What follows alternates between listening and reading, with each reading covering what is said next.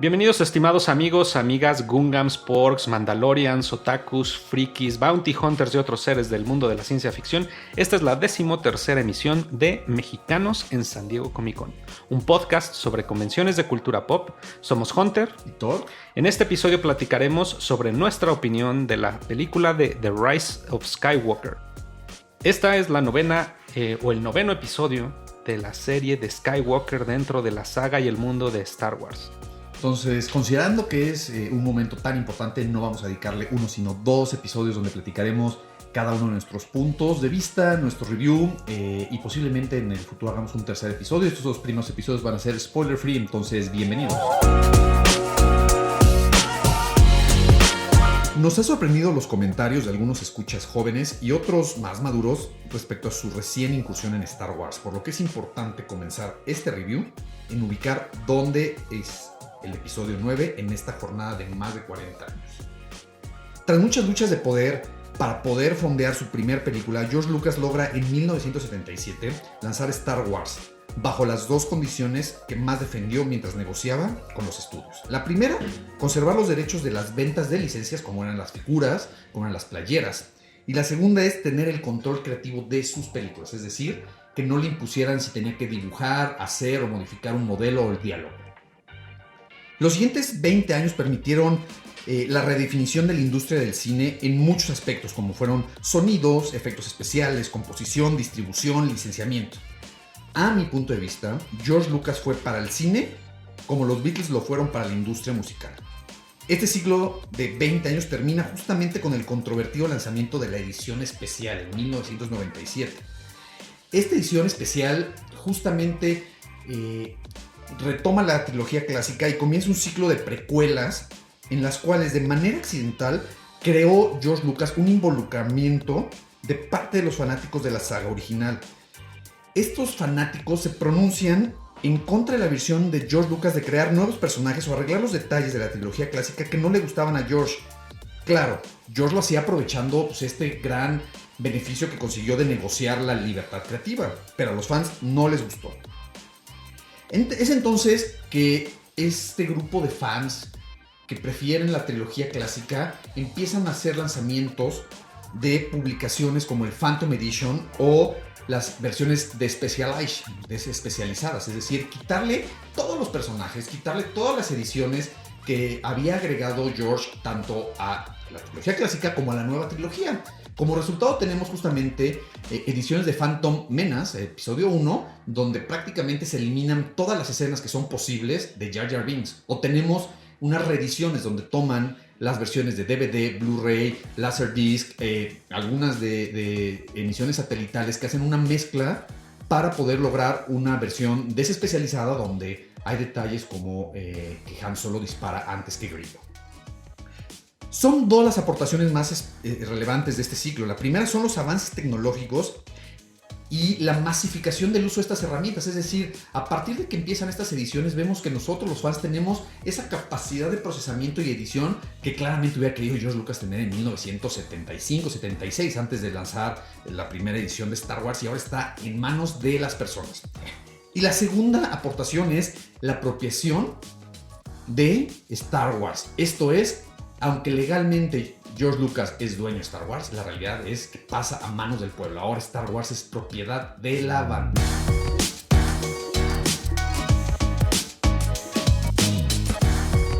Seguramente no tardó mucho George Lucas de darse cuenta de esto y además de su cansancio, pues decide vender la franquicia a Disney. Aunque dicen los rumores que las letras chicas especificaban que aún tendría influencia en los guiones de episodios 7, 8 y 9 para asegurar la continuidad de su visión, de cómo debería terminar este canon de películas de la historia de los Skywalker.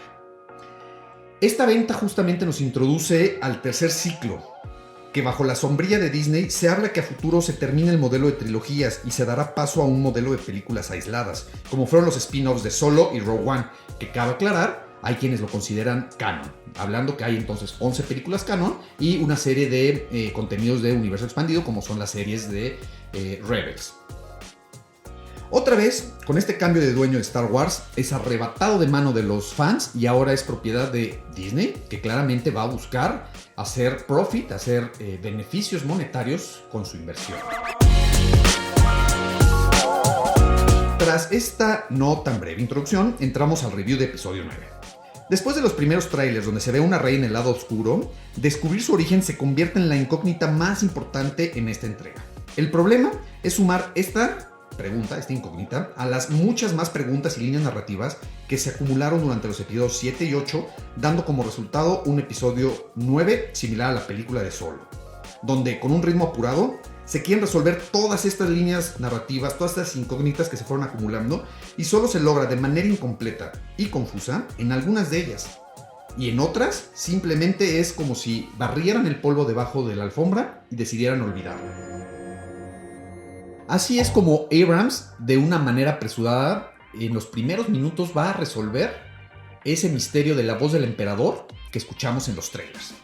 Claro, tiene tantas cosas que resolver en una película que tiene que dar paso acelerado a cada una de ellas. Regresando a la negociación de Lucas de vender los derechos de Disney, parece que la cláusula de mantener la influencia en la historia de estos episodios fue completamente ignorada, lo que temía justamente George Lucas.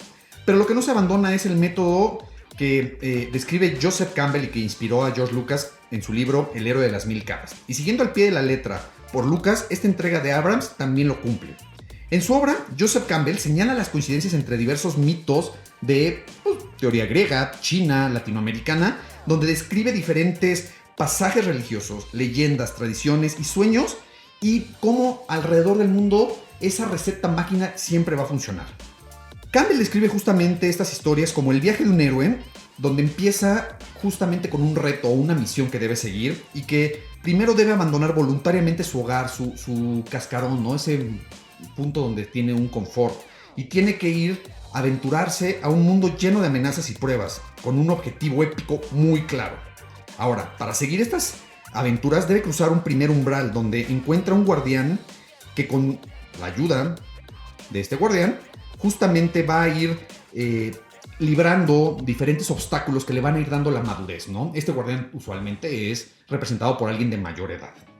Después de pasar todos estos obstáculos, puede entrar o descender a un reino de la oscuridad, donde justamente será tentado por diferentes motivos internos, externos, religiosos, a abandonar su fin épico, este gran objetivo que tiene en su camino, para irse por el camino fácil, ¿no? Y algunas de esos incluso lo atentan o lo amenazan de forma física. En el cenit, en la parte más importante de la aventura de nuestro héroe, se presenta una prueba suprema y justamente recibirá una recompensa, la cual típicamente va a ser un matrimonio sagrado, el reconocimiento de su padre o de la tribu, o incluso la divinización, es decir, pasar a ser un ser de mucho más trascendencia. Y en motivos tal vez un poquito más terrenales, pudiera ser obtener algún artefacto con poderes especiales o un elixir sagrado. Al final, la historia termina cuando el héroe logra emprender su regreso, donde tiene que volverse una figura ejemplo justamente para su pueblo, para su hogar inicial. De tal manera que restaure el equilibrio en su nido, en este punto donde se sentía cómodo. Y si te lo estás preguntando, sí, todo eso es lo que ocurre en el episodio 9.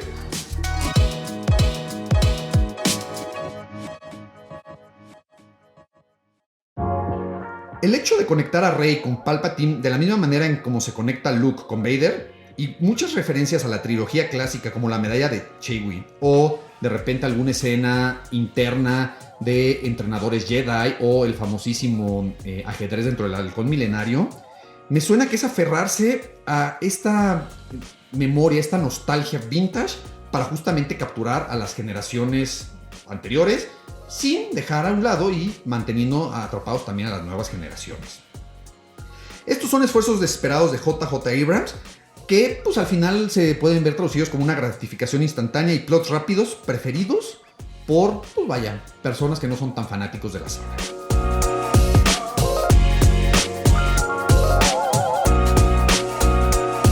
La historia que da nombre a esta entrega se siente forzada, al lograr el ascenso y reivindicación de Skywalker, y muchos lo refieren a que se detecta la mano de Disney. Al igual que de manera socialmente obligada, se siente cómo introducen atisbos de inclusión de género o inclusión sexual, que no tienen mucho que ver realmente con la historia principal. El resultado general de este episodio 9 es un amontonamiento de maromas para causar asombro y resolver los accidentes causados por las mismas maromas que se introdujeron en el episodio 7 y 8, es decir, se metieron en su propio callejón de los golpes. Si este review estuviera publicado en Yelp o en TripAdvisor y estuviéramos describiendo comida, yo bien diría que es una comida que te quite el hambre, pero no es nada espectacular. Es decir, como si fueras a unos tacos de canasta, pero no hay salsa y además la Coca-Cola pues está tibia. A manera personal, el vacío que dejan estos tacos es grande y ya espero el momento del siguiente alimento. Una de las hipótesis que más me agradan acerca de la historia original de Star Wars no es sobre los Skywalkers, sino que en realidad estas películas de George Lucas y todo el guión de George Lucas es acerca de los droides R2 y C-3PO, ya que son los únicos personajes que aparecen consistentemente en cada una de las 9 películas, y esta teoría se amplifica en el tráiler, o los dos trailers, cuando vemos a C-3PO justamente despidiéndose de su amo original, que en realidad sería el creador, que recordemos es Anakin en el episodio 1, y un segundo trailer donde vemos justamente a un C-3PO con ojos rojos, ¿no? Ahí yo de verdad pensé que iba a ser el fin de la historia de los droides. Ahora, tomando y conectando todo esto, podemos pensar que es una muy buena estrategia de parte de Disney. ¿Por qué? Porque pues, seguramente el siguiente spin-off pudiera ser acerca de droides. ¿Qué tiene esto de importante?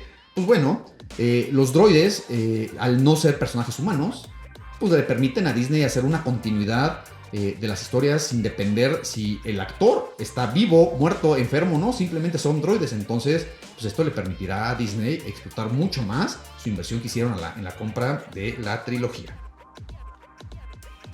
Finalmente, y como lo estamos viendo en Mandalorian, estas líneas narrativas no únicamente es para satisfacer a los fans, sino para generar nuevos fans y pues satisfacer esta cadena de suministro que se vuelve Disney, ¿no? Son la cadena más rentable a partir de que Bob Iger toma el control y empieza a hacer todas esas adquisiciones. Entonces, vaya, lo que buscarán será seguramente hacer mucho más rentable su inversión en Star Wars.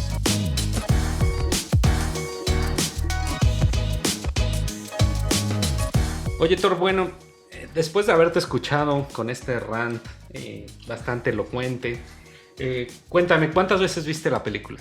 En una semana la he visto 2 veces en 2 diferentes cadenas de cines y en 2 diferentes tipos de salas. A ver, cuéntame, ¿por qué elegiste hacer eso? El día del estreno elegí Dolby Atmos, una sala Dolby Atmos con proyector digital, justamente porque quería experimentar, pues vaya, meterme realmente en la película, ¿no? Tener los sonidos arriba, abajo, a los lados. Tal vez no me gustó el ir a una sala VIP, porque justamente las salas VIP están muy enfocadas a la comunidad del espectador, pero no necesariamente en los aspectos técnicos, ¿no? Entonces era una sala simplemente con una pantalla de buen tamaño, no era una pantalla THX, una pantalla de buen tamaño, proyector digital, como prácticamente el 99% de las salas en México, y sonido Dolby Atmos. Esa fue la primera vez que fui.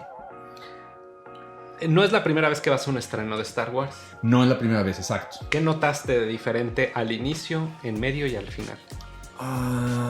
Lo primero que noté, y otra vez, por eso recalco mucho el tema que esto al final es una industria, es un negocio.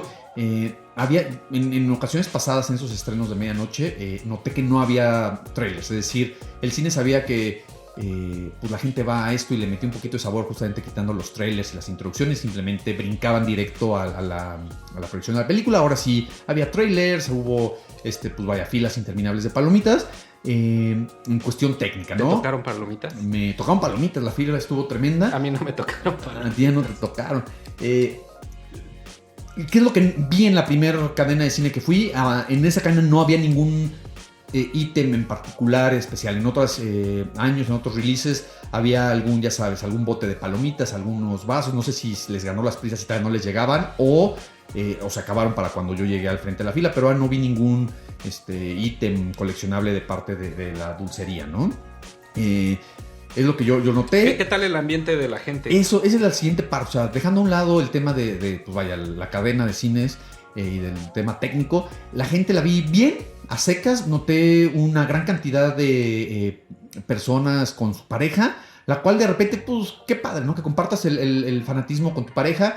No sé si yo lo volvería a hacer, ya que, pues, vaya, el de repente llevar a alguien medio que no está conectado, pues puede no pasarla del todo bien y tú también, pues, no quieres que eso ocurra, ¿no? Entonces, el ir con amigos, el ir con gente que comparte, pues, tu afición por Star Wars definitivamente es una diferencia. Que ese fue mi caso, no pude ir con un grupo de amigos que sí lo compartían. Entonces, la plática antes, durante y después, sí, durante también, varias veces me trataron de callar. se pone interesante, ¿no? Y es realmente de fan a fan, que posiblemente no ocurriría si vas con un familiar o con tu pareja, que no necesariamente está tan conectado, ¿no? El resto de los fanáticos, pues sí, algunos disfrazados, pero pues vaya, se notaba claramente quiénes eran los que ya habían estado antes en unos estrenos de medianoche. Creo que hace, no sé, desde las trilogía de las precuelas, había tanta expectativa de que había pasado tantos años sin un estreno de Star Wars. Se hablaba que iba a ser el último, donde en ese entonces el grupo de amigos con los que yo asistía era realmente un hype muy grande por hacer todo este cosplay.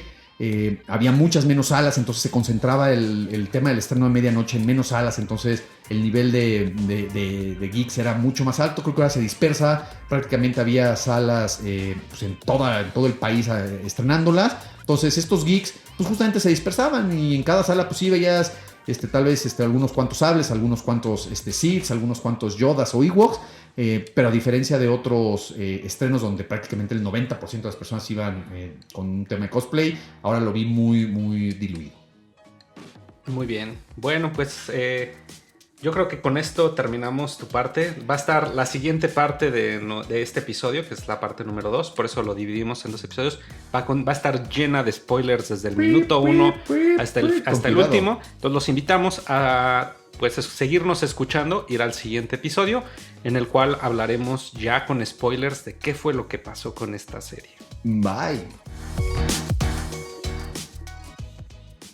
El episodio de hoy ha concluido. Sigue a Esos Brothers en nuestras redes sociales para recibir noticias y actualizaciones. 2 mexicanos en San Diego Comic Con, un podcast sobre cultura pop y ciencia ficción.